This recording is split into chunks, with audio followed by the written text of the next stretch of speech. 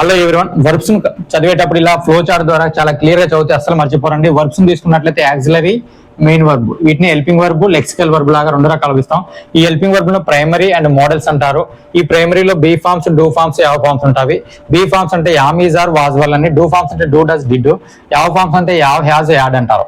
ఈ ఎప్పుడు కూడా V4 తోటే ఉంటాయి, ఎప్పుడు కూడా V1 తోటే ఉంటాయి, ఎప్పుడు కూడా V3 తోటే ఉంటాయి. ఇక్కడ V4 తో ఉన్నన్ని కూడా కంటిన్యూస్, వీటితోటే టెన్స్ స్ట్రక్చర్ తీసుకురావచ్చు. కంటిన్యూస్ టెన్స్ అంటారు. ఇది ప్రెసెంట్ కాబట్టి ప్రెసెంట్, ఇది పాస్ట్ కాబట్టి పాస్ట్ కంటిన్యూస్ అవుతుంది. ఇవన్నీ V1 తో ఉన్నన్ని కూడా సింపుల్ టెన్స్. ఇది ప్రెసెంట్ కాబట్టి సింపుల్ ప్రెసెంట్ టెన్స్, ఇది సింపుల్ పాస్ట్ అవుతుంది. ఈ V3 తో ఉన్నన్ని కూడా పర్ఫెక్ట్ టెన్స్ కాబట్టి వీటిని మొత్తం కూడా ప్రెసెంట్ పర్ఫెక్ట్ అవుతాయి, పాస్ట్ పర్ఫెక్ట్ అవుతాయి. Okay, clear. ఆ తర్వాత చూడండి, మోడల్స్ అంటే ఏంటంటే మన యొక్క అభిప్రాయాలు తెలిపేసేటట్టు మోడల్స్ ఉంటాయి. వీటిని సపరేట్ గా చూసుకోవాలి. ఆ తర్వాత మెయిన్ వర్బ్ ను చూసుకుంటే యాక్టివ్ అండ్ ప్యాసివ్ వర్బ్ అంటారు. యాక్టివ్ వర్బ్ అంటే సబ్జెక్ట్ ద్వారా చేయబడితే యాక్టివ్ వర్బ్, ఆబ్జెక్ట్ గ్రహించబడితే ప్యాసివైజ్. ఒకసారి చూడండి, my mother cooks food daily అంటున్నాను. మా అమ్మ రోజు కూడా వంట వంటది అంటున్నాడు. ఇక్కడ సబ్జెక్టే కుక్స్ చేస్తుంది.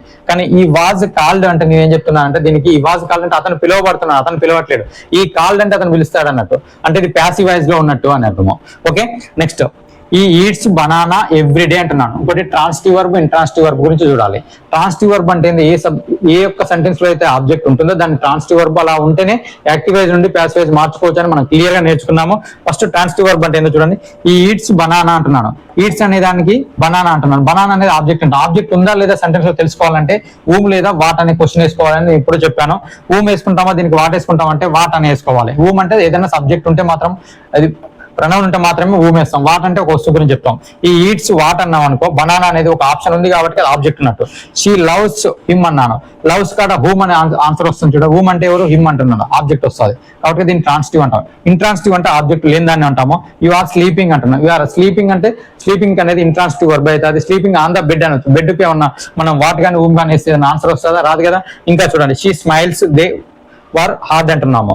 దే వర్క్ హార్డ్ అంటున్నాము. వాళ్ళు చాలా కష్టపడి పనిచేస్తున్నారు అంటున్నారు. ఇట్లా ఎక్కడ కూడా నీకు ఆబ్జెక్ట్ లేదు కాబట్టి ఇంట్రాన్సిటివ్ వర్బ్ అంటారు. ఆబ్జెక్ట్ ఉంటే ట్రాన్సిటివ్ వర్బ్ అంటారు. ఈ వీడియో ఇలా నీట్ గా చదువుకోవాలనుకుంటే ఇంకా లాంగ్ వీడియో లింక్ పెడుతున్నాను. ఆ లాంగ్ వీడియో ఖచ్చితంగా చూడండి. ఒక 10 minutes చాలా నీట్ గా అర్థమవుతుంది.